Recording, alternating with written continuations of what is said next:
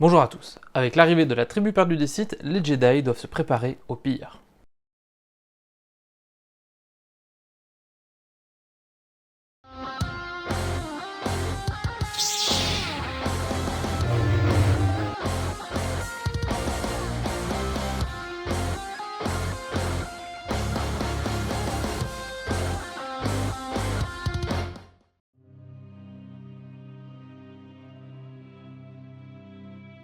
Après avoir quitté la station Sinkhole, Luke envoie un message à Stilgar pour la prévenir que les Sith se baladent dans la galaxie. Au cours de la réunion où le sujet est abordé, Kent Hamner engage les Jedi à être prudents et surtout ne pas aller au-devant des Sith. Il a toutefois demandé à tous les pilotes de Stealth X de revenir sur Coruscant pour organiser une défense si besoin. De son côté, Jack Fell parvient à échapper à une tentative d'enlèvement. Quand le Jedi Sotaï Sar succombe lui aussi à la paranoïa et est stoppé par Stilgar, Jaina est chargée de l'emmener loin de Coruscant auprès des autres Jedi malades. Sauf que le temple est malheureusement attaqué par des Mandaloriens. Les Jedi parviennent à les neutraliser sans subir de pertes, mais entre-temps, l'armée de l'Alliance Galactique a encerclé le temple, empêchant toute évacuation du Jedi malade. Pour échapper aux Jedi, Vestara se rend sur Dathomir où elle espère pouvoir passer inaperçue au milieu des nombreux individus sensibles à la force présents sur la planète. Elle envoie son rapport sur Kesh pour prévenir les Sith et se met à la recherche des Sœurs de la Nuit qui pourraient intéresser le grand maître Sith. Malheureusement, son voyage à travers la jungle ne se déroule pas comme prévu et elle est retrouvée blessée et épuisée par les sorcières du clan des Feuilles Pleureuses.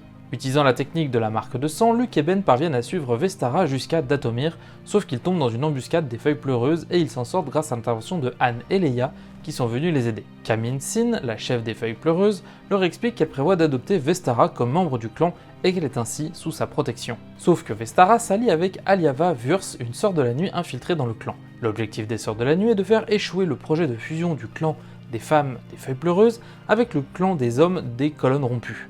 Lors des festivités entourant la réunion des deux clans, Vestara joue la carte de la compassion dans une discussion avec les Skywalker avec assez peu de succès, mais Ben semble assez déconcerté par la séduisante jeune femme. C'est pendant les jeux organisés pour l'unification des clans que les Sœurs de la Nuit attaquent à plusieurs reprises à grand renfort de rancor. À plusieurs reprises, pendant les attaques, Vestara aide les Skywalker, allant même jusqu'à sauver Luke en utilisant le sabre laser de Ben. Après ça, Vestara tente une nouvelle fois de convaincre Luke qu'ils sont alliés, mais le maître Jedi reste assez méfiant. Après les attaques, Han et Leia repartent à bord du Faucon pendant que les deux clans officialisent leur union. En parallèle, Luke et Ben partent en reconnaissance avec Aliava, la sœur de la nuit infiltrée, et se doutant que sa complice avait été découverte, Vestara part à sa rencontre. Aliava avait réussi à assommer les Jedi et rend à Vestara le communicateur qu'elle lui avait confié, ce qui lui permet d'entrer en contact avec les Sith qui étaient venus la chercher et qui avaient aussi pour objectif de capturer les Sœurs de la Nuit pour en faire des Sith. Quand les Sith débarquent, ils exterminent les rancors des Sœurs de la Nuit et capturent ces dernières. Mais Luke, Ben et Dion, un ancien aspirant Jedi, s'en mêlent et les Sith sont rapidement vaincus. Après cela, Vestara et Aliava sont bannis du clan Sol et Radieux nouvellement formé. Vestara embarque avec Luke et Ben à bord de l'Ombre de Jade, tandis que Dion les suit avec le vaisseau que Vestara avait récupéré sur la station Sinkhole. Mais en sortant de l'atmosphère, une flotte Sith les attend. Gavar Kay, le père de Vestara, était venu chercher sa fille. Sur Coruscant, le vent est en train de tourner pour Daala. Initialement, l'opinion publique souhaitait que les Jedi soient responsables de leurs actes au même titre que n'importe quel citoyen. C'est d'ailleurs ce qui avait conduit Luke à l'exil. Sauf qu'en accusant Tairi du meurtre de Pellaeon, mais pas Shian Niatal pour avoir techniquement trahi l'Alliance Galactique durant la guerre, elle montre qu'elle poursuit une vendetta personnelle contre les Jedi et non une quête de justice. La situation a encore empiré quand il a été rendu public que le responsable de la prison utilisait les blocs de carbonite de Valine et Gisela Horn comme ornement de bureau. Afin de rétablir l'équilibre, Daala met Shian Niatal en accusation pour ne pas avoir contré Jacen, mais la Mon Calamari préfère se suicider plutôt que d'essuyer un procès. L'ex-chef d'État a droit à des obsèques nationales auxquelles Daala ne peut assister en raison des menaces qui pèsent sur sa sécurité. Quand Han et Leia sont de retour de Dathomir, Daala leur demande de servir d'intermédiaire entre elle et le Conseil Jedi afin d'apaiser les tensions. Bien que les termes de la réconciliation impliquent que Sotaï Sar, l'un des Jedi malades, soit remis aux autorités, Kent Hamner accepte afin de voir jusqu'où va la bonne volonté de Daala. Au cours d'un dîner au restaurant avec la famille Solo, Jag est visé par une attaque et rapidement les soupçons se tournent vers Daala.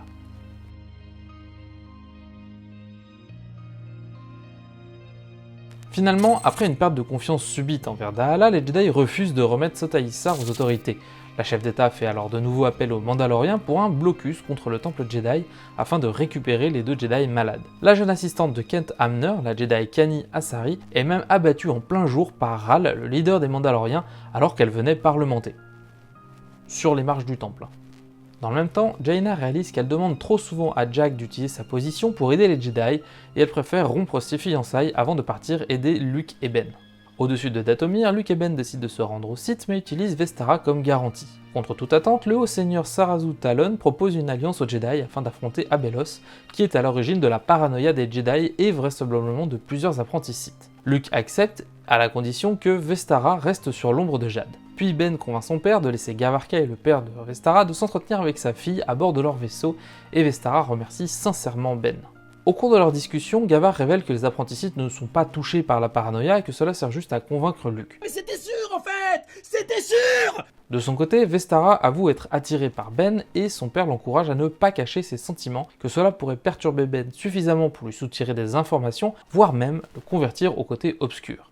Vestara, de son côté, est bien évidemment ravie à l'idée que Ben rejoigne les Sith. Sauf que Luke a enregistré la conversation entre le père et la fille, et sauf qu'elle est en Keshiri, et il ne parvient pas à la traduire. Ce que tu dis n'a aucun sens. Les Jedi et les Sith se rendent sur Clatwin, l'endroit le plus proche de la gueule où ils peuvent se ravitailler, et Luke fait appel à Lando pour lui procurer un vaisseau minier, le Chien de Pierre, qui leur permettrait de guider les Sith dans l'amas de la gueule grâce à ses rayons tracteurs puissants. Puis il envoie l'enregistrement de Vestara et de son père à 6PO pour traduction. À la surface de la planète, Vestara est émerveillée en découvrant une autre culture, des choses qu'elle n'avait jamais vues, en restant enfermée sur sa planète. Elle et Ben flirtent de plus en plus ouvertement. Mais Dionstad, qui les avait suivis depuis Dathomir, est soudainement pris par la paranoïa et menace de détruire la Fontaine des Anciens, un précieux monument de la culture locale. Vestara parvient à le stopper sans le tuer, mais ils sont arrêtés pour avoir profané le monument par leur simple présence. Luke et Gavar arrivent pour les récupérer, et Luke est assez désorienté par le rapprochement qu'il constate entre Ben et Vestara, tandis qu'à l'inverse, Gavar trouve que ça va vraiment pas assez vite, et que Vestara ne doit pas hésiter à mettre Ben dans son lit si nécessaire. Vestara n'est pas vraiment surprise que son père l'invite à aller plus loin dans sa relation avec Ben, mais elle se met à espérer d'avoir un jour un père plus tolérant, peu comme Luke l'est avec Ben. Quand Luke reçoit la traduction de 6PO, il découvre bien évidemment que les Sith lui ont menti. Il explique la situation à Ben, qui se sent humilié et trahi, et il devient subitement très froid avec la jeune Sith, qui ne comprend pas vraiment ce qui se passe. À plusieurs reprises, Luke a une vision de Mara, qu'il appelle au-delà des ombres. Après ça, les Sith et les Jedi repartent avec le vaisseau de Lando pour la station Sinkhole, pendant que quelques Sith restent en arrière pour relayer les messages. Sauf que les Sith qui sont restés en arrière vont en profiter pour prélever quelques échantillons de la Fontaine des Anciens, ce qui bien évidemment provoque l'indignation de la population locale. Les Anciens demandent à Lando et Jaina de statuer sur la responsabilité du sacrilège, à savoir les Hutt qui n'ont pas protégé la fontaine comme ils devaient le faire selon un accord vieux de 25 000 ans, ou les Sith. Jaina et Lando accusent une partie des Sith, mais dans l'opinion de la population, les Hutt sont également responsables et de nombreux mondes se soulèvent contre les esclavagistes, provoquant des mouvements dans toute la galaxie, que Dala va d'ailleurs reprocher aux Jedi. Dans la gueule, les Jedi et les Sith découvrent que la station Sinkhole a été détruite. Comprenant qu'elle agissait comme une prison pour Abelos, ils décident de se rendre sur la planète à proximité pour affronter la créature. Luke, Gavar, le haut seigneur Sarazu Talon et quelques Sith se rendent même au-delà des ombres sur les conseils de Luke, lui-même guidé par la vision qu'il avait de Mara. Pendant ce temps, Ben et Vestara surveillent Dion et le corps de Luke, mais Dion s'échappe et Vestara le laisse volontairement s'enfuir. Dans les ombres, Luke rencontre Mara qui lui dit que, en gros, c'est pas elle qui le contactait, et alors là, Luke il prend conscience que c'est un piège, et lui et les Sith sortent des ombres, même si l'un d'entre eux va y laisser la vie. En se réveillant, Luke découvre l'évasion de Dion et lui et Ben demandent des explications à Vestara. Sauf que la jeune Sith explique qu'elle a placé un traceur sur Dion et de façon à pouvoir le suivre, sachant qu'il ira forcément à la rencontre d'Abelos, comme c'était le cas pour les arpenteurs d'esprit. Les Sith et les Jedi prennent en chasse Dion et ils parviennent jusqu'à Abelos et le combat commence. Luke est assez perturbé car Abelos a l'apparence de Callista Ming, une de ses ex-copines. Au départ, il pense qu'Abelos est Callista, mais réalise que Callista a en fait été absorbée par l'entité maléfique. Pendant le combat, Gavar va tenter de tuer Luke, mais Ben s'interpose. Finalement, Luke maîtrise Abelos et parvient à la tuer. Dans le but d'étudier le corps d'Abelos et d'en savoir un peu plus sur cette créature, la trêve entre les Jedi et les Sith est maintenue. De retour dans le vaisseau de Lando, Luke et Ben retrouvent Jaina qui les avait rejoints en Stylix. Elle leur explique la situation politique à Coruscant, et notamment que plusieurs Jedi dont Keth Amner sont sous le coup d'un mandat d'arrêt. Sur Coruscant, Daala rencontre son amant, l'amiral Nekboatu, en secret pour un dîner. L'amiral a passé un accord avec Kent Amner et il espère convaincre sa compagne de lever le siège du temple Jedi et de cesser de les harceler, mais il se rend compte que cela ne mènera à rien et renonce. Un petit peu plus tard, l'amiral est attaqué par 2 faux Jedi, et même s'il parvient à abattre l'un de ses assassins, il est transpercé par un sabre laser dans la bagarre.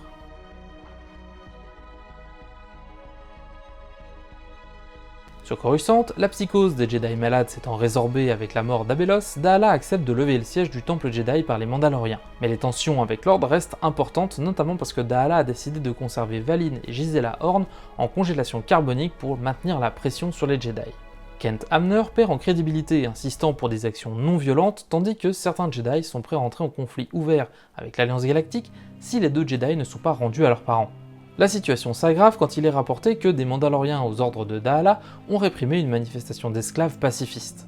De retour sur Coruscant, Jaina informe le Conseil Jedi de la situation actuelle entre les Skywalker et les Sith et qu'ils ont été attaqués par des Sith se faisant passer pour des pirates. D'ailleurs, plusieurs rapports corroborent ces attaques qui indiqueraient que les Sith sont en train de se constituer une flotte en volant des vaisseaux. En parallèle, les Solo et Lando rencontrent le sénateur célestéen Luveth Vul pour passer un projet de loi qui légitimerait les actions de l'ordre Jedi. Le sénateur révèle par mégarde que l'accord avec Kent Hamner a été passé avec l'amiral Nekboatu pendant le siège du temple par les Mandaloriens. L'accord stipule que si les Jedi n'interviennent pas pour aider Luke, c'est-à-dire qu'ils n'envoient pas les Stylix, l'amiral convaincra Daala de laisser respirer les Jedi. L'amiral a d'ailleurs survécu à la tentative d'assassinat même s'il est dans le coma, et Daala comprend que les Jedi ne sont pas impliqués. Cela aurait été un choix stratégique douteux de s'en prendre à haut gradé et de vrais Jedi n'auraient pas échoué. A bord de l'ombre de Jade, Ben et Vestara soignent leurs blessures et les blessures de Dion qui avait survécu in extremis à sa rencontre avec Abelos. Sauf qu'encore une fois, elle trahit Ben Encore.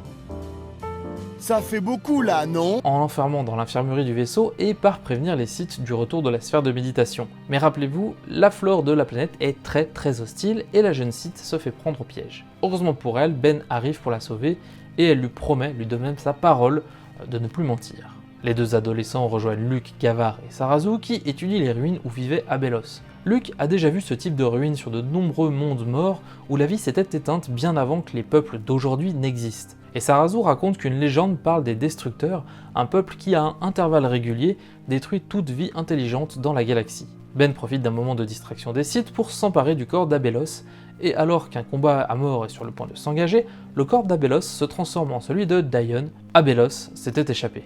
Alors que les Sith rejettent la faute sur Luke et Ben, la sphère de méditation arrive et les invite à se rendre au bassin de la connaissance, restant très évasive sur la survie d'Abelos. Une fois arrivés au bassin, Ben et Vestara regardent dedans et ils se voient côte à côte, âgés d'une vingtaine d'années de plus. La jeune fille apprécie de voir que son destin est lié à celui de Ben. Quand Luke et les Sith arrivent, Ben comprend que la sphère de méditation a fait gagner du temps à Abelos pour qu'elle puisse s'enfuir. C'est là que Sarazu plonge dans le bassin et voit une reine Jedi. Sachant pertinemment qu'il s'agit d'Alana, Luke attaque Gavar et Ben affronte Vestara. Rapidement, Luke met Gavar hors service en lui coupant un bras et il repousse Sarazu et Vestara avec la force, lui permettant de fuir avec Ben en direction des vaisseaux.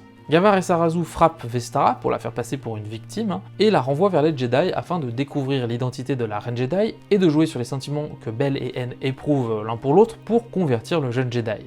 En arrivant au niveau des vaisseaux, Luke et Ben découvrent qu'Abelos a quitté la planète avec l'ombre de Jade, ils volent le vaisseau personnel de Sarazu et embarquent Vestara qui les avait rejoints. Luke se méfie toujours d'elle, mais Ben insiste pour lui donner une autre chance. Sur Blodou Sextus, les Mandaloriens de Daala répriment une manifestation d'esclaves à coups de blaster. Une journaliste est même abattue de sang-froid par leur chef Hal parce qu'elle relayait les exactions des mercenaires en direct.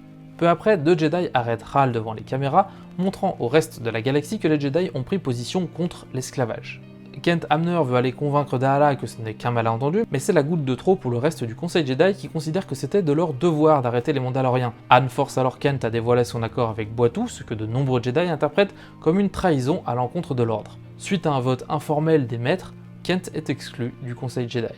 Peu après, Daala essaye de faire chanter Jack Fell avec un holo-enregistrement montrant Jaina et Lando permettre à une partie des Sith de s'en tirer sur Clatooine. Elle espère convaincre Jack d'utiliser les ressources des vestiges de l'Empire pour mater les révoltes d'esclaves sur différents mondes. Jack refuse et il prévient même Jaina pour l'holo-enregistrement et il lui annonce également qu'il quitte Coruscant, les vestiges de l'Empire ne souhaitant pas rejoindre l'Alliance Galactique tant que Daala est aux commandes. Pour lui, si les Jedi ont un plan, ils doivent se lancer rapidement avant que ce ne soit trop tard. Après leur discussion, Jaina porte de nouveau sa bague de fiançailles, bien que rien ne soit vraiment officiel. Les Jedi lancent conjointement plusieurs opérations profitant du départ du Peleon, le croiseur de Jack Fell. Dans un premier temps, une opération d'extraction pour récupérer Valine et Gisela Horn, puis Booster Terrick prend en otage, sous couvert d'un prestigieux tournoi de Sabak, de nombreux dignitaires de l'Alliance et des vestiges de l'Empire. Le tout en dégommant quelques satellites pour attirer l'attention de la flotte de l'Alliance Galactique pour permettre aux Steelix Jedi de décoller. Au dernier moment, le décollage des chasseurs est interrompu par Kent Hamner qui, croyant encore agir dans le meilleur intérêt, s'oppose à Sabba Sebatine. La Jedi parvient à neutraliser son collègue et le rattrape in extremis avant qu'il ne bascule dans le vide. Mais Kent lui lance son sabre, il est bien décidé à stopper le départ des Steelix, et Sabba perd sa concentration et Kent fait une chute mortelle. Les Skywalker et Vestara arrivent sur Pidir, une lune d'Almania où les Falanassi avaient trouvé refuge. Sur place, ils découvrent que la planète est touchée par une peste mortelle. En utilisant ses connaissances sur le courant blanc des Falanassi, Luke finit par découvrir que la peste n'est qu'une illusion. Il part explorer les environs et retrouve l'ombre de Jade ainsi qu'Akana Noran Gospel, une autre de ses ex-petites amies, qui lui explique que les Falanassi protègent Abelos. Vestara profite de l'absence de Luke pour trouver un relais de communication et prévenir les Sith qui ne tardent pas à arriver. Gavar et Luke engagent un combat, mais Sarazu intervient et demande une trêve. Il veut retrouver Abelos, car après son plongeon dans le bassin de la connaissance, il commence à se transformer en une créature similaire. Jedi et Sith partent alors pour le village Falanassi que Luke parvient à localiser en perçant les illusions du courant blanc. Là, Sarazu découvre que la peste n'est qu'une illusion et demande à savoir où se trouve Abelos. Akana explique que les Falanassi ont accueilli Abelos car elle était l'une d'entre elles et qu'elle ne révélera rien de plus. Gavar tue alors une Falanassi et Akana lui lance une illusion qui le rend fou. Vestara est même obligé de l'assommer pour le stopper. Puis Akana lance des illusions sur tous les Sith présents, sauf Sarazu et Vestara, les poussant à se suicider en se jetant dans l'océan pour essayer d'échapper à des grands spectres. Réalisant qu'aucune Falanassi n'aurait jamais utilisé une illusion pour pousser des gens au suicide, Luke comprend qu'Akana est en réalité Abelos. Finalement, la fausse Akana invite Sarazu et les Jedi à une discussion qui bien évidemment tourne court puisque Sarazu se rallie rapidement à Abelos, puisque il devient comme elle, et s'ensuit un combat entre Ben, Luke d'un côté et Vestara, Sarazu et Abelos de l'autre. Luke parvient à tuer Abelos, il s'apprête à porter secours à Ben, mais une autre Falanassi s'approche et elle s'avère être également Abelos, mais avec le corps de Callista. Luke comprend alors qu'Abelos peut piloter plusieurs corps. Luke et Ben sont finalement vaincus et sont sur le point de se faire tuer quand Vestara élimine Sarazu pour éviter qu'il ne devienne un nouvel Abelos. La vraie Abelos prend alors la fuite, libérant les Sith des illusions, et Luke et Ben sont rapidement neutralisés. Heureusement, Vestara va leur venir en aide en utilisant l'ombre de Jade, consciente qu'elle ne pourra pas cacher éternellement que c'est elle qui a tué Sarazu. C'est là qu'arrivent les Steelix Jedi et l'aventurier errant de Booster Terrique, éliminant les restes de la flotte Sith. Finalement, Luke, Ben et Vestara repartent à la poursuite d'Abelos. Je rajoute ce petit segment dans les derniers instants du montage pour vous annoncer les gagnants du concours Altaïa. Alors je rappelle les règles du concours, il fallait commenter la publication Twitter et ou Facebook, taguer un pote, liker la page et vous abonner, sachant que si vous participiez aux deux, vous doubliez vos chances. Donc le tirage au sort a été fait sur une liste de 13 noms, sachant qu'il n'y a qu'une seule personne qui a participé sur les deux réseaux, et il y a donc 12 gagnants potentiels. Sans plus attendre, les gagnants, alors pour le lot numéro 3, le X-Wing de Podamron, c'est Vincent MT qui a participé sur Facebook. Pour le lot numéro 2, le X-Wing de Podamron et un mug de l'Empire Contre-Attaque, c'est Station Star Wars qui a participé sur Twitter. Et le grand gagnant pour la collection complète Altaïa, c'est Benoît Ménard qui a participé sur Facebook. Félicitations aux 3 gagnants, merci à tous les participants, je prendrai contact avec vous dans les prochains jours pour récupérer vos coordonnées. Voilà, cette vidéo est maintenant terminée, j'espère qu'elle vous a plu, c'était vraiment très dense, j'ai éludé pas mal de choses au niveau du contenu, parce que notamment toutes les positions politiques qui sont vraiment très importantes sur la partie de l'ordre Jedi contre Daala. J'espère que ça n'a pas été trop brouillon au niveau du résumé, j'ai essayé de faire ça aussi clair que possible, mais sinon le script faisait 5 pages de plus et c'était très compliqué à tenir dans une seule vidéo. Donc voilà, j'espère que ça vous a plu, si c'est le cas n'hésitez pas à mettre le pouce bleu, dites-moi ce que vous en avez pensé en commentaire, abonnez-vous également, c'est toujours très important, ça permet à la chaîne de grandir. Je remercie tous les tipeurs qui participent chaque mois au financement de la chaîne, ça m'aide énormément. Et quant à moi, je vous donne rendez-vous très bientôt pour une prochaine vidéo. Ciao!